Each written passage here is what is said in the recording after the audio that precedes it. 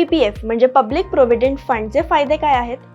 ही योजना भारत सरकारची असल्यामुळे पैसे पूर्णपणे सुरक्षित राहतात. जसं आधी सांगितलेलं 3 एक्झेम्प्टमध्ये कर सवलत मिळते. जमा केलेली रक्कम कलम 80C च्या अंतर्गत 1.5 लाख रुपयांपर्यंत कर सवलत मिळते. तुम्ही गुंतवलेल्या रकमेवर जमा होणारं व्याज तेही करमुक्त.